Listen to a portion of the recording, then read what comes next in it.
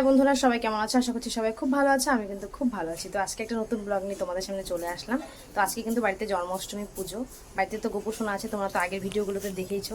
তো গোপু সোনার happy birthday বলে কথা, তো তার জন্য কিন্তু বাড়িতে একটু ছোটোখাটো অনুষ্ঠান করা হচ্ছে আর কি জন্মাষ্টমীর। তো তোমরা পুরো ভিডিওটা দেখতে থাকো আর সঙ্গে থাকো কীভাবে কী করি সারাদিন।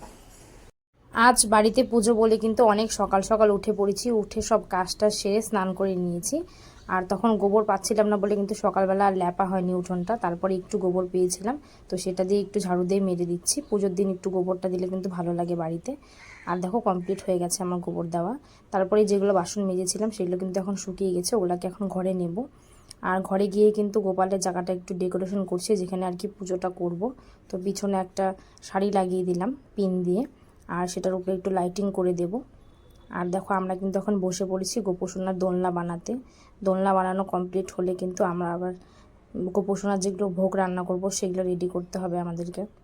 তো দেখো গোপোষণার কিন্তু দোলনাটা রেডি হয়ে গেছে। কেমন হয়েছে কমেন্ট করে জানিও। তো এটা আমরা বাড়িতেই বানালাম, আর বসার এটা কিন্তু কিনে নিয়ে এসেছিলাম। আর তারপরেই কিন্তু এখন আলপনা দিয়ে নিয়েছি, একটু বেশি দিইনি, অল্প একটু খালি যেখানে পুজোটা করব সেই জায়গাটাতে দিয়েছি। আর দেখো তারপরে আবার স্নান করে চলে এসেছি, এখন কিন্তু ভোগ রান্না করব। তো তালটাকে আগে ছাড়িয়ে নিচ্ছি, তালটাকে ছাড়িয়ে তারপরে অন্যান্য ভোগগুলো করব। আর আজকে তো এগুলোই রান্না করে দিব, তালের বড়া, তারপরে হচ্ছে তেলের পিঠা, নাড়ু, মোয়া, এগুলো সব বানিয়ে দেব। আর তারপরের দিন পালনের দিন কিন্তু অন্ন ভোগ দেব গোপালকে। তো এখন বড়াগুলোকে ভেজে নিচ্ছি আগে। আর তারপরে কিন্তু গুড়টাকে জাল দিচ্ছি ভালোভাবে, খইয়ের মুড়কি বানাবো বলে। আর দেখছিলাম এখানে আঠা আঠা ভাবটা এসছে নাকি, আঠা আঠা ভাবটা আসলে কিন্তু দিয়ে দেবো খইগুলোকে।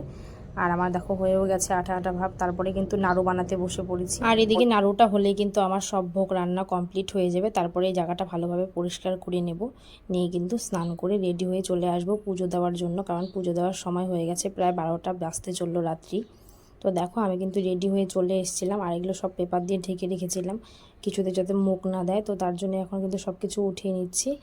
আর গোপালকে কিন্তু ঠিক 12টা বাজলেই ঘুম থেকে উঠাবো, উঠিয়ে কিন্তু গোপালের অভিষেক করানো হবে। আর তোমরা কারা কারা জন্মাষ্টমী করছো কমেন্ট বক্সে কিন্তু অবশ্যই জানাবে। আর কেমন সাজিয়েছি গোপালের এই জায়গাটা সেটাও কমেন্ট করে জানাবে। তো দেখো 12টা কিন্তু বেজে গেছে, আর আমি কিন্তু কাশি ঘন্টা বাজাচ্ছি, ছেলে কাশি বাজাচ্ছে, আমি কিন্তু ঘন্টা বাজাচ্ছি। তো গোপালকে এখন উঠিয়ে নিলাম। তো এখন জামা কাপড় চেঞ্জ করে গোপালকে কিন্তু অভিষেক করানোর জন্য বসিয়ে দিলাম। আর আমি কিন্তু জন্মাষ্টমী পুজোটা একাই করছিলাম, আমি একাই উপোস ছিলাম। তো দেখো এখন কিন্তু গোপোষণা বসে পড়েছে। তো আগে দুধ দিয়ে স্নান করাবো, দুধ, তারপরে হচ্ছে দই, ঘি, মধু, চিনি জল, আর লাস্টে হচ্ছে গঙ্গা জল দেবো। তো এগুলো পঞ্চমিত্র দিয়ে কিন্তু গোপালকে অভিষেক করাতে হয়। তো সেভাবে আমি সব কিছু দেখে নিয়েছি কীভাবে কী করব। আর আমার এই গোপোষণাটা কিন্তু আমার শ্বশুরমশাই কিনে নিয়ে এসেছিল। তো তারপর থেকে কিন্তু গোপোষণাটাকে আমার ঘরে রেখে দিয়েছি, আমিই পুজো দিই গোপোষণাটাকে। আর আমার বিয়ের আগে থেকে আমার শ্বশুর জন্মাষ্টমী করতো, তারপরে কিন্তু বিয়ের পরে আমি এই জন্মাষ্টমীটা ধরেছি। তো আমি এখন করি জন্মাষ্টমীটা। তো দেখো গোপালের কিন্তু স্নান কমপ্লিট হয়ে গেল, এখন গঙ্গা জল দিয়ে স্নান করাচ্ছি। আর তারপরে একটু এমনি জল দিয়ে দিলাম। আর আমার জানো তো পূজা করতে খুব ভাল লাগে, ছোটোবেলার থেকেই আমি যখনই যেই পূজা আসতো তখনই কিন্তু আমি সেই পূজার উপোস থাকতাম, পুজো করতাম। তো আমার মামা বাড়িতে কালী পূজা হয়, তো আমি সেখানেও কিন্তু কালী পূজার উপোসও থেকেছি। বিয়ের আগে থাকিনি, বিয়ের পরেই থেকেছিলাম, আমার ছেলের মানসিক ছিল। তো তখন আমি আমার হাজব্যান্ড দুজন মিলে কিন্তু উপোস থেকেছিলাম। পুজো করতে আমার খুব ভালো লাগে। তো দেখো গোপোষণাকে কিন্তু এখন এক এক করে সব কিছু পরিয়ে দিচ্ছি, কানের, তারপরে হচ্ছে জামাটা আগে পরাবো। আর তারপরে কিন্তু মালা বালা যেগুলো আছে সব কিছুই কিন্তু পরিয়ে দিব গোপোষণাকে। আর আমার গোপোষণাটা এতই ছোট, আর দেখো সাজানোর পরে কিন্তু গোপোষণাটাকে অনেক বড় লাগছে দেখতে। আর আমার গোপোটা 0 সাইজ হওয়াতে কিন্তু চুলগুলো ভালো করে আটকাচ্ছে না, কারণ এইটাই লাস্ট সাইজ ছিল আর কি চুলের। তো সেটা ভালো করে আটকাচ্ছে না, পাগড়ি দিয়ে কোনো মতন আটকিয়ে দিলাম।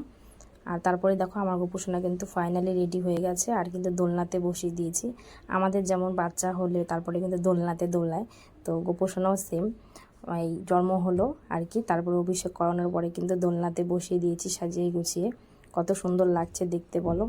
আর এখন কিন্তু আমি সব কিছুতে ভোগগুলোতে তুলসী পাতা দিয়ে তারপরে কিন্তু আরতিটা শুরু করে দেব। আর তার আগে কিন্তু গোপোষণার চরণে তুলসী পাতা দিয়ে দিচ্ছি, সেখানে 108টা দিতে হয়, আমি কিন্তু 8টাই জোগাড় করেছিলাম, তো 8টাই দিয়েছি গোপোষণার চরণে। আর গোপোষণা যেগুলো খেতে ভালোবাসে সেগুলো কিন্তু সবটাই করার চেষ্টা করেছিলাম। তো দেখো গোপুসোনাকে কিন্তু চকলেট চিপস এগুলো কিন্তু এনে দিয়েছি।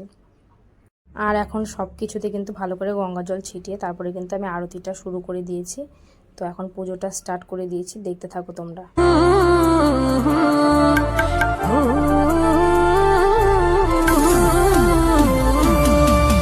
कृष्ण कृष्ण कृष्ण करे आत्मा मेरी, कृष्ण कृष्ण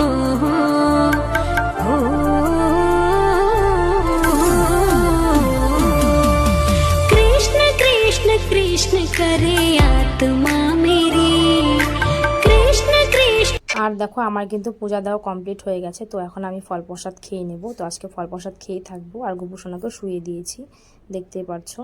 তো এটা কিন্তু তারপরের দিন সকালবেলা। তো সকালবেলা ঘুম থেকে উঠে পড়েছি, উঠে কিন্তু স্নান টান সেরে গোপালকে স্নান করিয়ে খেতে দিয়ে দিয়েছি। তো তারপরে কিন্তু ওদিকে আমি আজকে পালনের যেগুলো ভোগ রান্না করব সেগুলো করতে কিন্তু বসে পড়েছি। তো ওদিকে গ্যাসে পায়েসটা বসিয়ে দিয়েছি, আর এদিকে কিন্তু কেটেছিলাম সবজি আর 5 রকমের ভাজা, আর সাথে করব চাটনি আর হচ্ছে খিচুড়ি। তো এগুলোই করে আজকে পালনের ভোগ দিব গোপুসোনাকে। তো রান্নাটা করছি আমি।